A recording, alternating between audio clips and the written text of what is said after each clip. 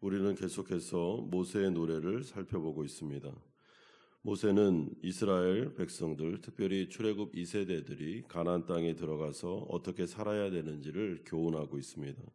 음유를 지어 노래로 교훈하는 것은 고대 사람들이 했던 전통적인 방식입니다.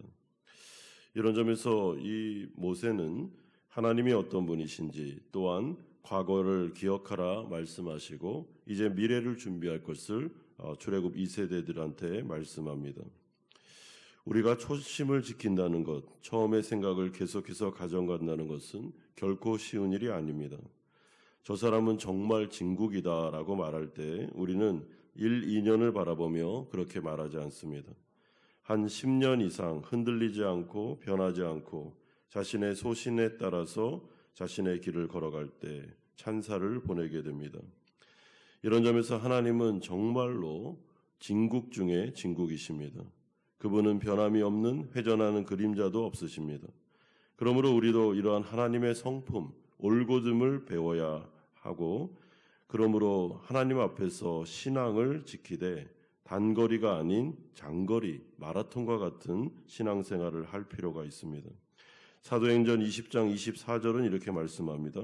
내가 달려갈 길과 주 예수께 받은 사명, 곧 하나님의 은혜의 복음을 증언하는 일을 마치려 하면은 나의 생명조차 조금도 귀한 것으로 여기지 아니하노라.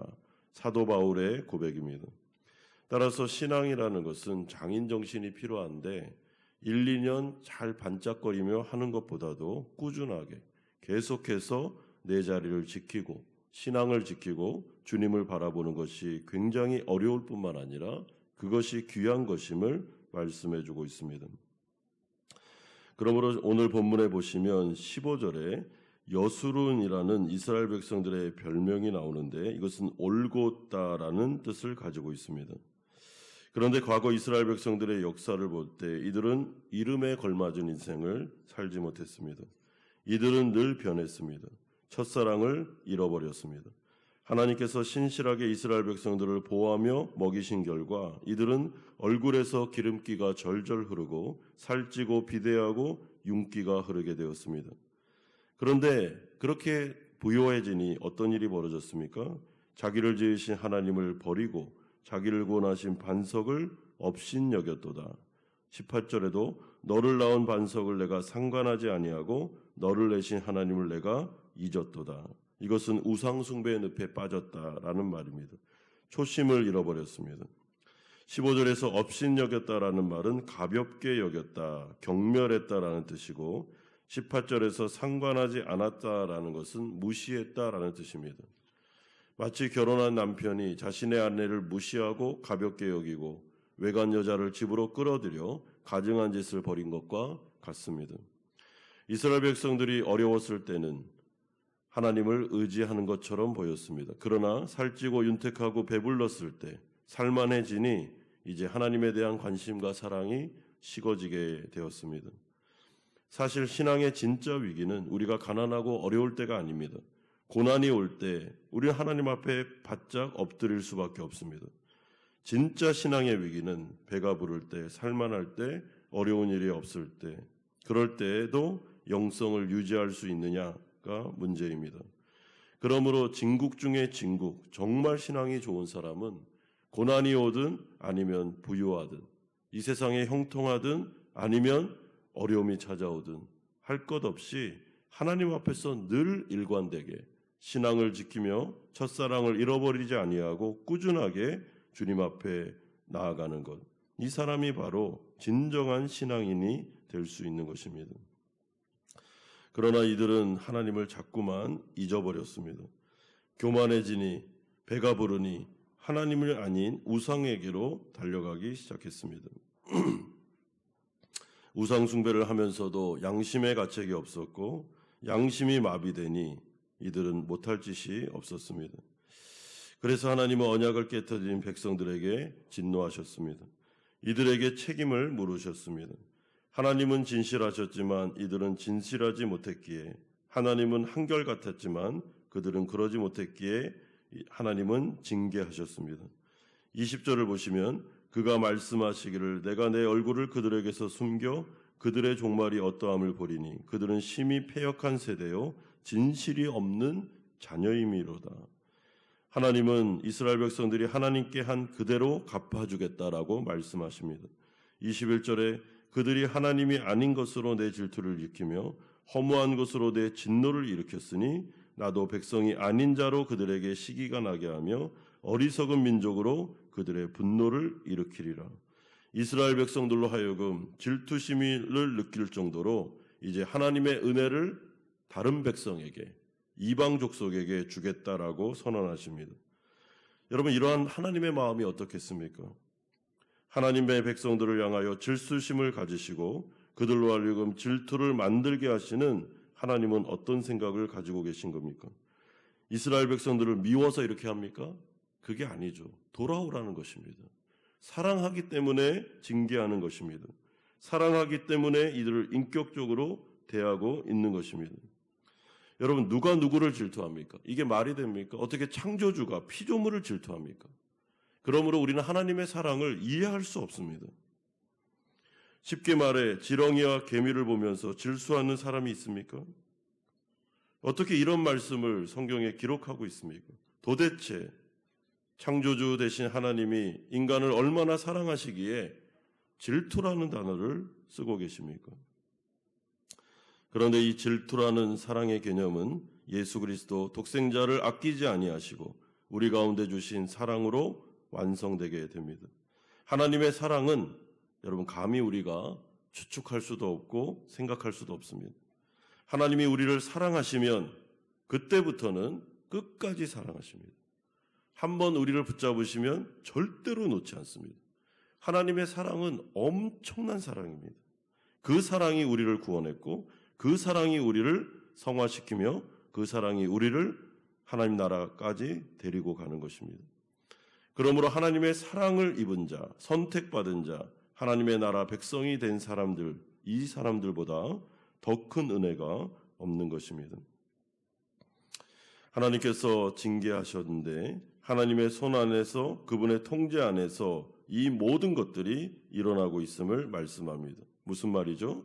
하나님의 징계는 반드시 선이 있습니다. 그 선을 넘어서 때리지 않습니다.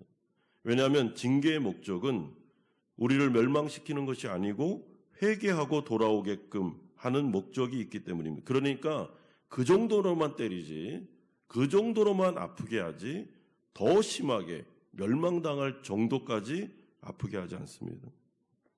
그렇기 때문에 성도들이 이 세상 가운데 혹여나 하나님의 마음을 아프게 해드리며 우리가 죄된 인생을 살아갈 때 이러다가 내가 하나님 앞에 한 대 맞는데, 이러다가 내가 한 대 맞을 것 같은데 라는 생각이 드는데 진짜 징계가 오면 여러분 그때는 하나님께서 회개하라고 그렇게 하는 거지 우리가 죽게끔 만들기 위해서 하는 게 아닙니다. 경제적인 어려움이 오든지 하나님의 은혜의 손길을 잠깐 거둠으로 말미암아 근심과 걱정거리가 많아지든지 아니면 고난과 환난이 내게 찾아올 때 여러분 우리가 하나님 앞에 바짝 엎드려 내가 또다시 하나님 외에 다른 것을 섬기지는 않았는지, 더 좋아하는 게 있는지는 않은지, 또한 첫사랑을 잃어버리고 또 느슨해져서 신앙생활에 고삐를 죄지 못하고 살고 있는 것은 아닌지 여러분 바라보셔야 됩니다. 그런데 이럴 때 이스라엘의 원수들이 어떻게 반응합니까? 27절에 혹시 내가 원수를 자극하여 그들의 원수가 잘못 생각할까 걱정하였으니 원수들이 말하기를 우리의 수단이 높으며 여호와가 이 모든 것을 행함이 아니라 할까 염려함이라. 여러분 원수들은 선을 넘고 있습니다. 교만이 하늘을 찌릅니다. 하나님 나라 백성들이 이들을 사랑하여 징계할 때 원수들은 거봐 하나님이 성도들을 버렸다니까 자신의 백성들을 버리고 이렇게 하고 있어 라고 하면서 선을 넘고 하나님에 대해서도 욕할 뿐만 아니라 하나님의 백성들을 향해서도 손가락질하며 모욕적인 언행을 행할 것이다 라고 말씀하고 있습니다. 여러분 그때 하나님 어떻게 하십니까? 절대로 고난받는 성도들, 징계받는 성도들을 욕하고 모욕하는 자들에 대하여 내가 긍휼 없는 심판을 내리겠다라고 말씀합니다. 여러분 하나님의 자녀들을 건들면 안 됩니다. 하나님의 자녀들은 우리가 어제 살펴본 대로 하나님의 눈동자와 같은 자들입니다. 이들이 혹여나 잘못해서 하나님께 징계를 받아 어려움을 당할 때라도 원수들은 절대로 하나님의 백성들을 욕하면 안 됩니다. 오히려 위해주고 기도해주고 붙잡아주고 해야지 복을 받지, 하나님의 백성들을 잘못 건드리면 하나님께서 절대로 용서하지 않습니다. 반드시 갚아주겠다라고 말씀하고 있습니다. 그러므로 우리도 조심해야 되는데, 하나님의 성도들, 하나님의 백성들이 고난을 당할 때 그 옆에서 조롱하고 거봐 이러다가 내가 한 대 맞을 줄 알았어 이러면서 이런 식으로 성도들을 대하시면 절대로 안 됩니다. 여러분 가서 중보해주고 위로해주고 붙잡아주고 싸매어주고 해야 그게 바른 것이지, 내 안에 있는 성도들, 나와 함께 있는 성도들의 어려움에 조롱과 비난과 이런 눈초리를 가지고 바라볼 때 하나님께서 내가 절대로 용서 안 할 거다, 내 백성들을 이렇게까지 모욕하고 이렇게까지 어렵게 만드는 내가 용서하지 않을 거다라고 말씀합니다. 여러분, 사탄 마귀가 왜 영원한 심판을 받습니까? 하나님을 대적할 뿐만 아니라 하나님 나라 백성들을 죄짓게 만들고 타락하게 만들고 하나님 앞에 눈동자와 같은 그 백성들을 업신여기기 때문에, 참소하기 때문에 사탄은 영원히 멸망을 받게 됩니다. 그러므로 이 모세의 노래를 통하여 모세가 자신의 유언과도 같은 이제 죽음을 앞둔 시점에서 출애굽 2세대들에게 하고 싶은 말이 무엇입니까? 하나님이 너희를 얼마나 사랑하시는지를 기억하라.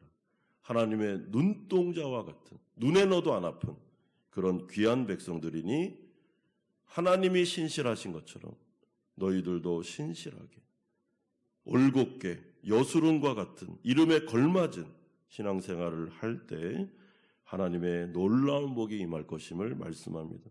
가나안 땅에 들어가 절대로 배가 부른다고, 배에서 기름기가 찬다고, 걱정할 거리가 없다고, 일용할 양식이 계속 꾸준하게 들어온다고 교만해지지 말고 우상 숭배하지 말고, 고난이 오든 어려움이 오든 아니면 형통하든 즐거움이 있든 상관없이 어느 때라도 끝까지 하나님을 의지하며 나아갈 때 지속적인 하나님의 은혜와 하나님의 복을 누리게 될 것임을 말씀해주고 있습니다.